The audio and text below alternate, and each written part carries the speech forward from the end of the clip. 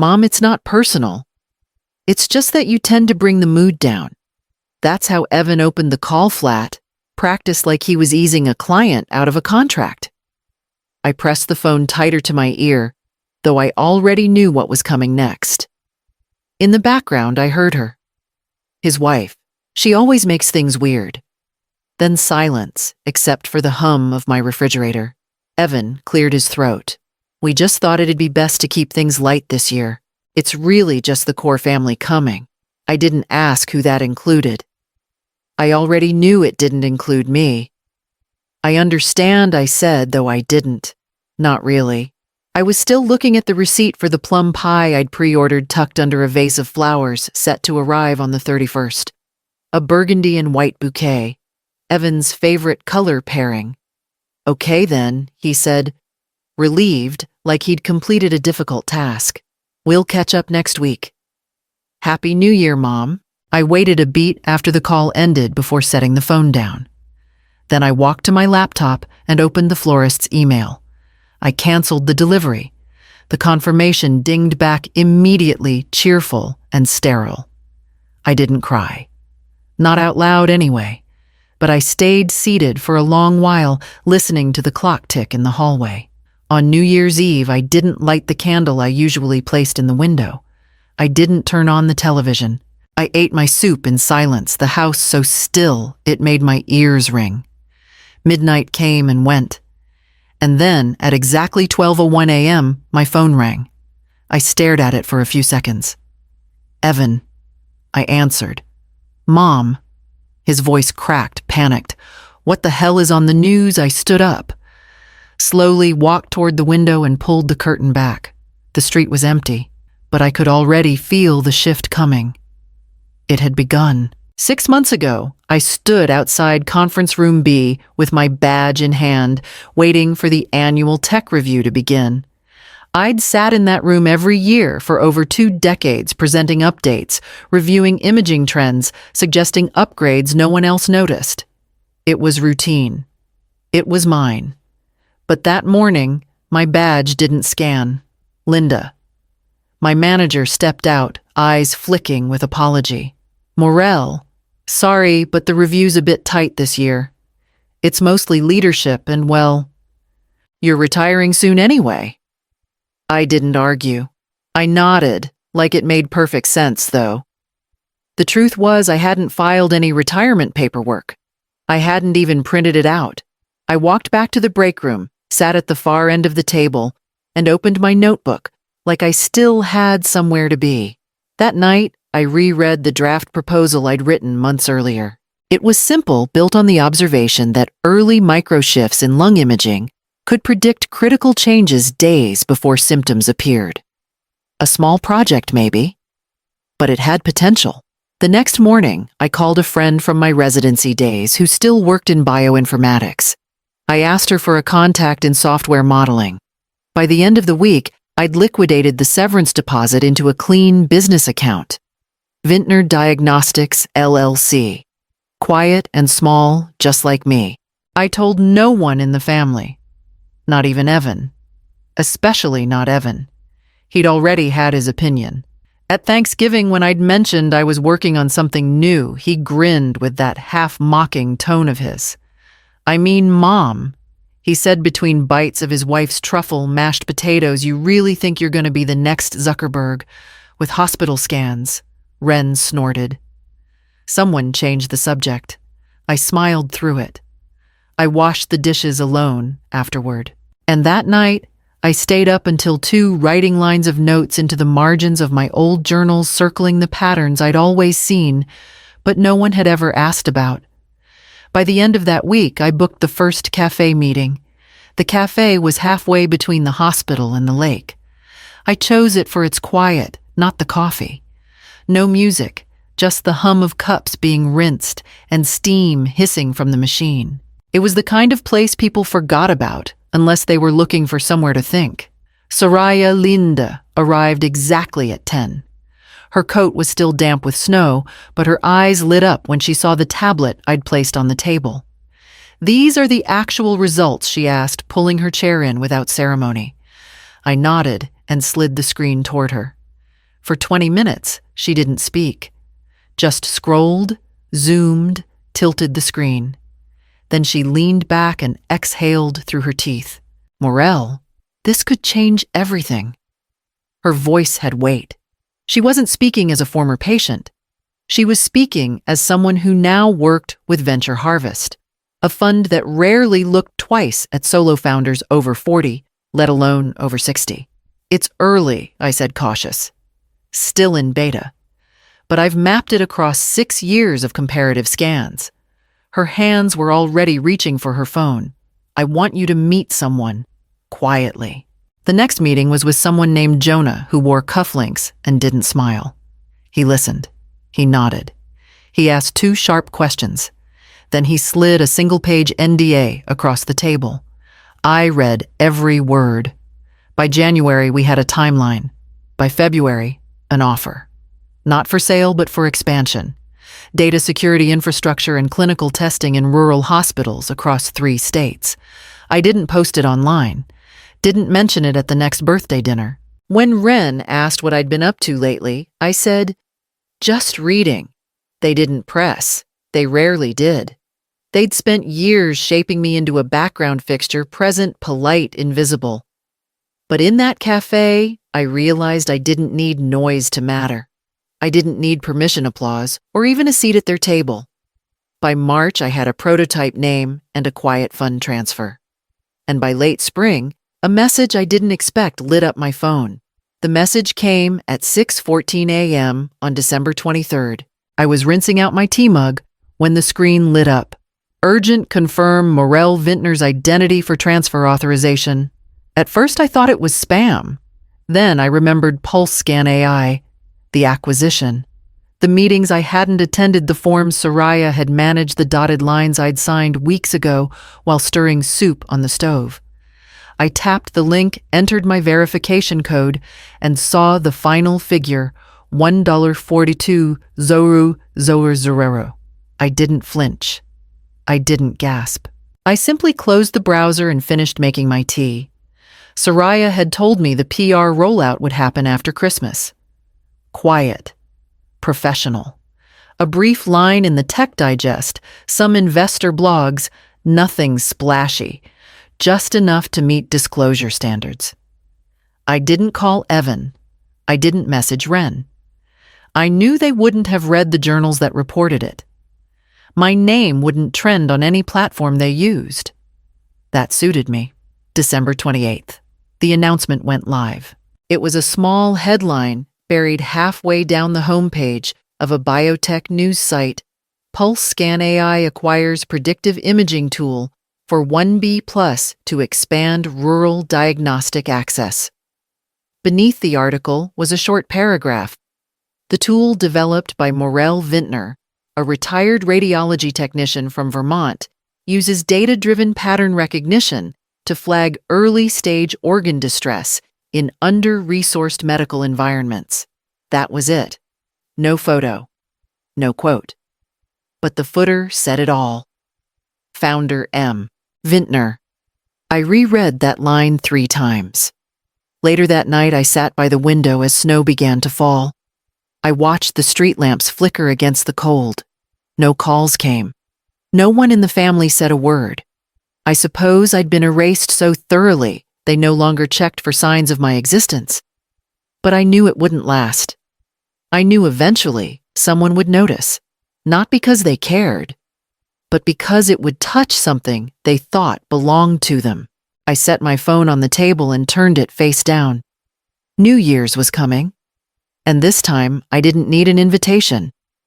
New Year's Eve settled over the house like a blanket someone forgot to warm.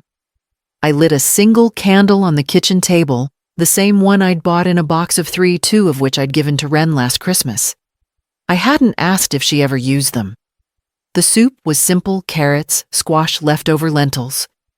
I stirred it slowly, savoring the quiet. No fireworks yet, just the low hum of the heater kicking in and the faint tap of wind against the windows. I imagined Evan across town, standing near some rooftop bar heater with a drink in one hand and his other on his wife's back. Champagne flutes clinking. A toast to health, to goals, to beginnings. I imagined him laughing. I wasn't bitter. Not anymore. There's something clean about being alone when no one thinks you should be present. You start to see the architecture of your own life more clearly. I scrolled through the headlines, not really expecting anything. Then it popped up. Breaking Pulse Scan AI confirms. 1B acquisition of predictive imaging tool. The subhead was more direct, created by retired radiologist Morel Vintner. I stared at it for a long moment. Then I put the phone down, finished my soup, and blew out the candle. At 12:01 a.m., the phone buzzed again. Evan. I let it ring once. Twice. Then I picked up. Mom, he said, his voice immediately rising. Did you sell something? People are tagging me, clients, old co-workers, everyone. What the hell is going on? I stood by the window, watching a neighbor's sparkler flicker in the distance. You remember those scan doodles you said were a phase, I said calmly. He didn't answer right away. They were worth something. I continued. Apparently. Silence stretched so long I thought the call had dropped. Then softly, why didn't you tell me I leaned my forehead against the glass? Because you wouldn't have asked if it hadn't made headlines. I could hear his breath hitch. I waited for anger or apology. Instead, he said, we need to talk. I told him I was free tomorrow, and I knew the talking wouldn't be about me. It would be about control. At 12:05 a.m., my phone vibrated again, this time with a familiar chime I hadn't heard in months. The family group chat, quiet for so long I'd nearly forgotten it existed, lit up all at once. Emergency call at 9 a.m. Evan had sent it. No greeting, no explanation. Seconds later, Mom, please don't say anything online yet. Then Ren, we need to control the narrative. Don't ruin this for us. I read the messages twice. Control the narrative. As if my life had been a draft they'd been editing all along. As if my work, my silence, my patience had only been placeholders until they decided how the story should end. I didn't respond. Instead, I set the phone face down and opened my email. It refreshed endlessly, requests stacking on top of one another. Journalists, medical boards, conference organizers, someone from a European diagnostics firm asking for a quiet conversation, another from a university wanting to name a fellowship. I skimmed without answering. The attention felt distant, almost theoretical, like weather reports from places I wasn't traveling to. Then one subject line stopped me. Vermont Rural Medical Alliance. Keynote invitation. I opened it slowly. They wrote about clinics closing, about technicians working double shifts, about hospitals 2 hours from the nearest specialist. They wrote about how Pulse Scan AI could mean earlier detection, fewer emergency transports, more time. They didn't ask about my family. They didn't mention the money. They asked if I would speak about building something meaningful without being seen. I replied with a single word. Yes. The group chat buzzed again. Evan typing, deleting, typing. I didn't look. I stood from the table and rinsed my mug, the sound of water grounding me. For the first time that night, I felt certain of something. Whatever they planned to say in the morning, whatever version of me they wanted to present it, would move forward without my permission. And that was exactly how I intended it to stay. We met at the little place on Maple Street, the one with the chalkboard menu and overpriced fruit bowls. I chose it because it was neutral, somewhere none of us had history. No birthdays, no holidays, no memories they could use to warm the conversation. Ren arrived first. She hugged me stiffly, then sat across with her coat still buttoned. Her lips pressed into a polite smile that never touched her eyes. You embarrassed us, she said, not bothering with pleasantries. I stirred my coffee gently. I didn't say a word. The article didn't even have a photo, but people knew she snapped. It was all over LinkedIn. Do you know how it looks when your mother suddenly becomes a billionaire and her own children are completely out of the loop? Evan walked in mid-sentence eyes, scanning the room as if we were being watched. "Mom," he said, sliding into the seat beside her, "you could have told us. We could have helped you manage this. Manage what I asked. My own work." He blinked. Ren shifted uncomfortably. I watched them recalibrate. "Look," Evan said, voice softening. "This could be great for all of us. You know, a family venture. We can talk about how to structure things so everyone benefits. There's still time to bring us in." Ren added quickly. "Public image messaging, legacy planning." I set down my spoon. The cafe was noisy behind them, forks clinking and soft jazz playing, but all I could hear was the silence that stretched between their words. It wasn't surprise in their eyes. It was calculation. I stood up. "It already was a family venture," I said quietly. "You just never showed up." I didn't wait for their reactions. I picked up my coat, tucked my scarf into my sleeve, and walked past the line of people waiting for tables. Outside, the air bit at my face, sharp and clean. By the time I reached the corner, my phone was vibrating again. A new number, a new offer. But it was the next email that truly stopped me in my tracks. I almost canceled the interview. The producer had called twice, then left a message that sounded more hopeful than professional. "Local angle," she'd said. "Human story." I stared at the voicemail while my coffee went cold and told myself I didn't owe anyone an explanation. In the end, I showed up anyway. The anchor was younger than Evan, younger than Ren, too. He wore a suit that hadn't quite learned how to sit on his shoulders, and when he smiled, it was earnest in a way that made me uncomfortable. He thanked me for coming, as if I'd done him a favor. We sat under bright lights. The questions were predictable at first background. The technology, what it felt like to see years of quiet work suddenly noticed. I answered carefully, keeping my voice steady. Then he asked Ms. Vintner, "Did your family support your journey?" I felt the pause before I allowed it. Not long enough to be dramatic, just long enough to be honest. "They supported my silence," I said. When I started speaking with code instead of words, they left the room. The anchor blinked. He nodded slowly and moved on, but I knew the moment had already escaped the studio.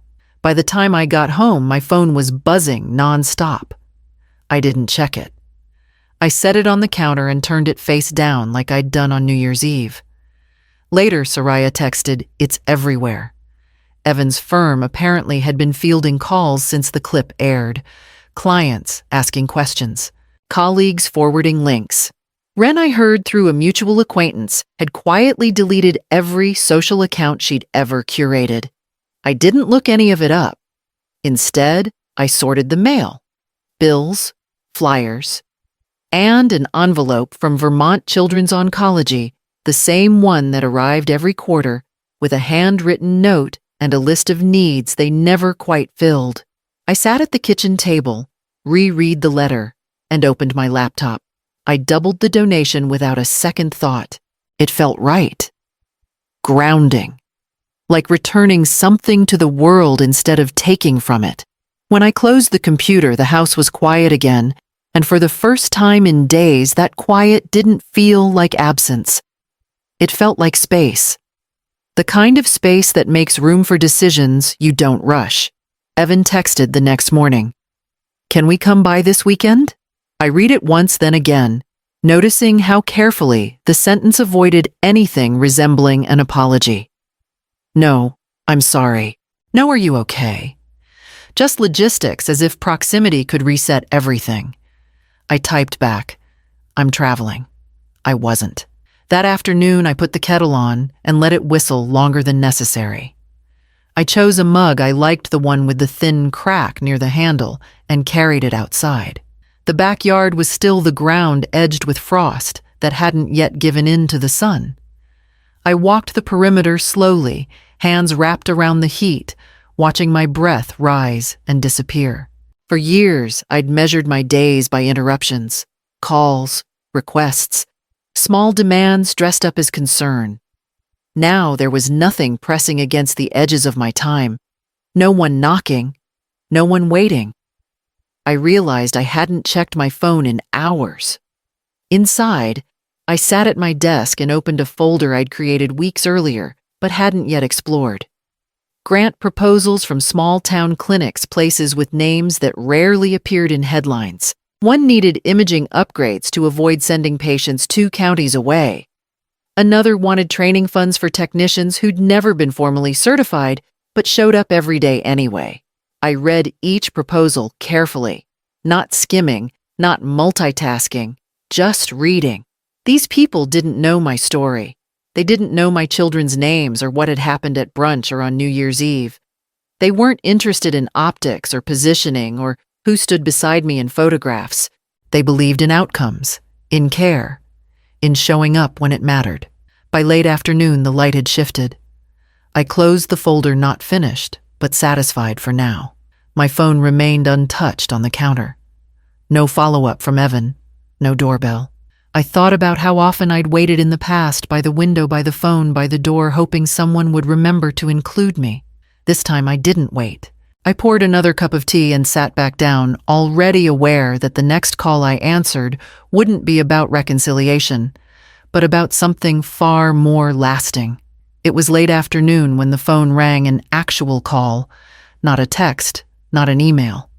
I almost didn't answer. But then I saw the name Clara, Wren's daughter. 12, maybe 13 now. We hadn't spoken in months, not directly. Still, I picked up. "Hi, Grandma." She said, her voice bright, but a little nervous. "Is now okay?" "Of course," I said, leaning back in my chair. "What's on your mind? I have a school project," she said. "We're supposed to pick someone we know for the topic." "What's the topic?"